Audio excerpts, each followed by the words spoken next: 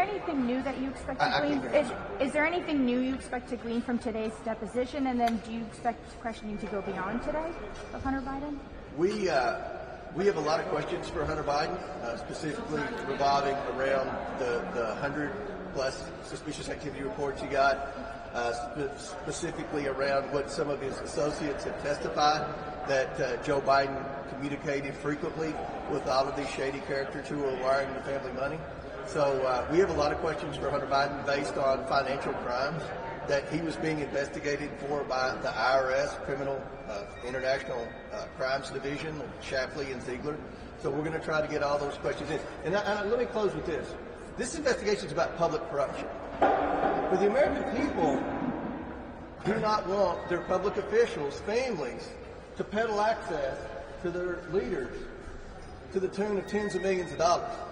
You may think that's okay, but I can assure you the American people do not. I've traveled from Connecticut to Arizona campaigning for members of Congress that are seeking re-election and running for election.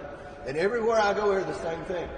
Thank you for trying to find out the truth. Thank you for trying to stop this cottage industry of influence peddling. That's what this investigation is all about. The purpose of this investigation, if you go back to the very first press conference, was to get the truth to the American people, because the American people didn't have the truth.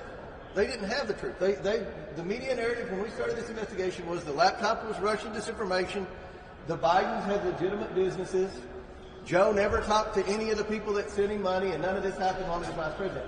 All of that we've proven is false. We've been very effective in getting the truth to the American people. Now my job as chairman of the Oversight Committee is to prevent influence peddling from happening in the future. And that's always been the purpose of this investigation, to create legislation, hopefully to be bipartisan, that defines influence peddling and stops it from happening. We need to stop the Menendezes and the Bidens from continuing to enrich themselves in our public office.